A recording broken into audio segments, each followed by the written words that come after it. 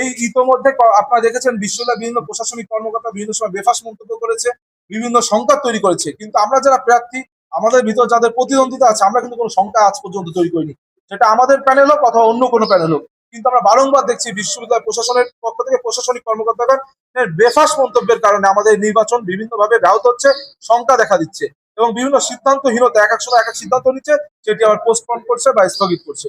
এই কারণে একটি শঙ্কা দেখা দিয়েছে। তবুও আমার বিশ্বাস যে বাংলাদেশের 4.5 কোটি তরুণ প্রজন্ম গত 17 বছর যখনই ভোটাধিকার পেয়েছে তারা ভোটাধিকার প্রয়োগ করতে পারেনি, তাদের একটি বড় প্রতিনিধিত্ব করে এই ঢাকা বিশ্ববিদ্যালয়ের শিক্ষার্থীরা।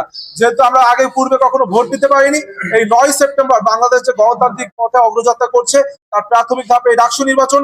9 সেপ্টেম্বর তারা উৎসবমুখর পরিবেশে ডাকসু নির্বাচনে অংশগ্রহণ করবে, ভোটাধিকার প্রয়োগ করবে এবং সর্বশেষ এই ডাকসুর মাধ্যমে সারা বাংলাদেশের মানুষ কিন্তু নজর রেখেছে ডাকসুর উপরে, কারণ তারা এটিকে একটি টেস্ট কেস হিসেবে দেখছে। কারণ একটি বিশ্ববিদ্যালয় প্রশাসনের নির্বাচন, এই নির্বাচন যদি সুস্থ সুন্দর না হয় তাহলে জাতীয় নির্বাচন তো ব্যাহত হবে। সুতরাং আমরা চাচ্ছি এবং শিক্ষার্থীদের ভিতরেও আমরা আমেজ পরিলক্ষিত করছি 9 সেপ্টেম্বর একটি উৎসবমুখর পরিবেশে ভোট অনুষ্ঠান হবে এবং একই সাথে এর মাধ্যমে আগামী ফেব্রুয়ারিতে যে জাতীয় নির্বাচন সেই অগ্রযাত্রা শুরু হবে।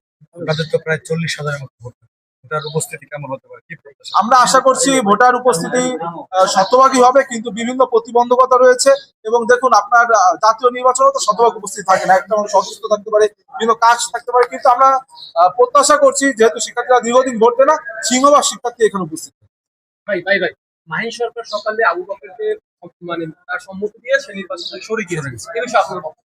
আপনি দেখেন যাহা এনসিপি তাহাই বাকসাস, যাহা বাকসাস তাহাই এনসিপি ইতিমধ্যে প্রমাণিত হয়েছে। আপনারা দেখেছেন তারা বলে তাদের মাদার অর্গানাইজেশন নেই, কিন্তু national citizen party Facebook verified page থেকে এই প্যানেলকে কিন্তু সমর্থন করা হচ্ছে। আরো দুঃখের বিষয়, এই রাষ্ট্রের একজন উপদেষ্টা তিনিও কিন্তু এই প্যানেলের ভিপি পদপ্রার্থীকে ওপেনলি সমর্থন দিচ্ছে।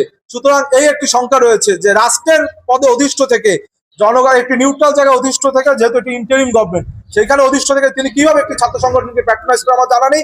আর এই বাক্সাস যে বলে তাদের মাদার অর্গানাইজেশন নেই, তাদের কারোর সাথে অ্যাফিলিয়েশন নেই, শিক্ষার্থীদের সাথে যে প্রতারণা করেছে শিক্ষার্থীরা ইতিমধ্যে পরিলক্ষিত করেছে। 9 সেপ্টেম্বর ব্যালটের মাধ্যমে শিক্ষার্থীরা এই প্রতারণার জবাব দেবে।